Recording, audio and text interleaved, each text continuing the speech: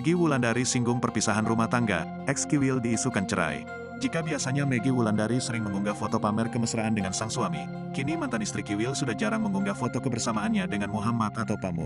Baru-baru ini Maggie Wulandari justru menyinggung soal perpisahan di unggahan akun Instagram miliknya, @MaggieWulandari_Real, Sabtu, tanggal 8 April tahun 2023. Dalam unggahan tersebut, mantan istri Kiwil ini membagikan foto sebuah lilin yang menyala di tengah kegelapan. Maggie Wulandari kemudian bicara soal perpisahan mengiringi unggahannya tersebut.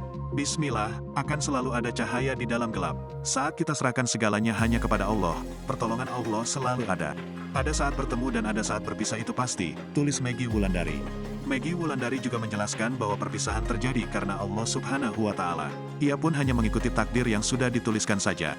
Hanya saja perpisahan itu bisa perpisahan karena perbuatan manusia itu sendiri atau karena habis masa di dunia ini. Aku tidak pernah bisa memilih. Aku hanya mengikuti skenarionya dan apapun akhirnya itulah yang terbaik untukku dan anak-anakku, tulis Maggie Wulandari. Unggahan Maggie tersebut sontak mendapat komentar beragam dari netizen.